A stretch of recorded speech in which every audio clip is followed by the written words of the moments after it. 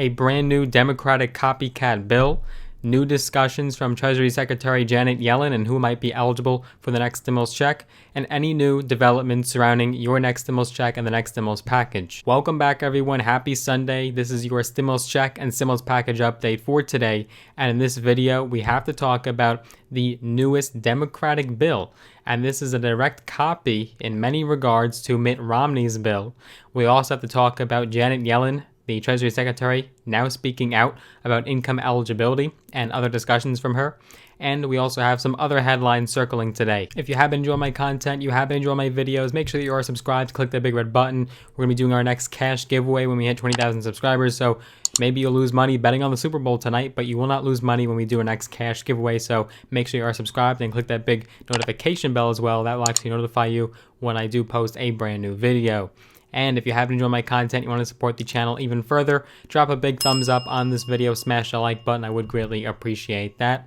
Let's dive right in and take a look at what's going on. So yes, Democrats are now piggybacking off of Senator Mitt Romney and his vision for a child tax benefit, the likes of which we've never seen from either political party.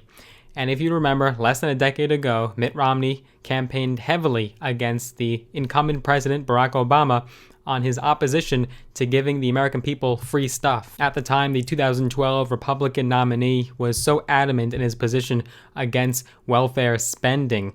In fact, he even told his supporters to remind their pro-Obamacare friends that, quote, if they want more stuff from the government, tell them to go vote for the other guy. More free stuff, but don't forget nothing is really free. We'll never forget his infamous 47% line that came out in a leaked video where he basically declared virtually half of the American people dependent on the government, and they just want to take government and depend on the government their whole lives.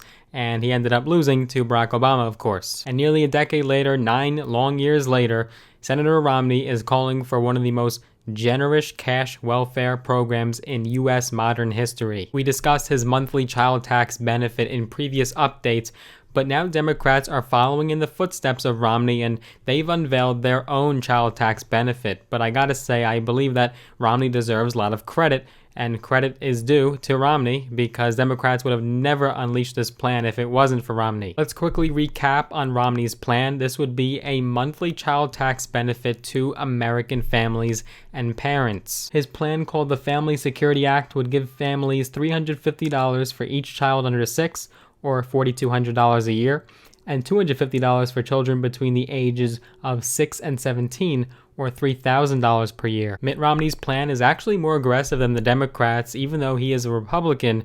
But let's take a look at what Democrats are now proposing. Now, the Democratic bill has not been proposed yet. It will be finalized and made available to us tomorrow, Monday. But according to early details, we know that this bill would give families at least $3,000 per child. Chairman of the Ways and Means Committee, Richard Neal, who is leading the crafting of the legislation for the stimulus package, will introduce the enhanced child tax credit bill, according to a committee spokesperson. He had said in this statement, quote, the pandemic is driving families deeper and deeper into poverty, and it's devastating. We are making the child tax credit more generous, more accessible, and by paying it out monthly, this money is going to be the difference in a roof over someone's head or food on their table. This legislation would provide $3,600 per child under the age of 6 and $3,000 per child age 6 through 17 for a single year. The full benefit is available to single parents earning up to $75,000 annually, and for couples up to $150,000. Payments would phase out after those thresholds. And just like Romney's plan, families will receive the child tax credit payments on a monthly basis, which advocates say will make it easier to pay their obligations compared to getting a lump sum at tax time. Now, the current child tax credit provides up to $2,000 per child under the age of 17, and the credit phases out for single parents with a modified adjusted gross income over $200,000 and $400,000 for married couples. Families receive a single payment. This is a groundbreaking development. It truly could end up being squeezed into the Biden bill at the last minute, and we could really see this materialize and come to fruition. Families would benefit greatly from these monthly payments, and it's also based on the number of children you have. So the more children, the more monthly payments. And on the topic of income, Treasury Secretary Janet Yellen is now speaking out just today. It's never a dull day for the news. You would think a boring Sunday on the Super Bowl, but no, we have more news in regards to stimulus. She is now speaking out about who should and could end up being eligible for stimulus checks. Yellen appeared on CNN, Jake Tapper's State of the Union show, and she thought that the more moderate conservative Democrats' levels of income thresholds are too low and that they should be raised. We've constantly been hearing about this new figure of potentially $50,000 a year in annual income, but Yellen believes it should be higher. Senators such as Senator Joe Manchin believe that the income threshold to be $50,000 a year. Yellen is calling for $60,000. She had said, if you think about an elementary school teacher or policeman making $60,000 a year and faced with children who are out of school and people who may have had to withdraw from the labor force in order to take care of them and many extra burdens, President Biden thinks, and I would certainly agree, that it's appropriate for people there to get support. Janet Yellen added that the White House is currently negotiating with Congress to, quote, define what's fair in terms of income level phase-outs for direct payments in a stimulus package. She had told Tapper that struggling middle-class families, quote, need help too, which is absolutely correct. And then Tapper asked of Yellen, so you definitely think higher than $50,000 per individual, but you're not necessarily willing to commit to $75,000 is what I'm hearing. That's the level at which payments phased out in the most recent stimulus package back in December. She had responded, yes, I think the details can be worked out, and the president is certainly willing to work with Congress to find a good structure for these payments. The Treasury Secretary also advocated for Biden's nearly $2 trillion stimulus plan and warned that without the passage of this $1.9 trillion bill, the unemployment levels could remain elevated over the next few years if it is not passed. She also believes that if this package is passed, that the United States could reach full employment by next year. She had said, quote, I would expect that if this package is passed, that we would get back to full employment next year.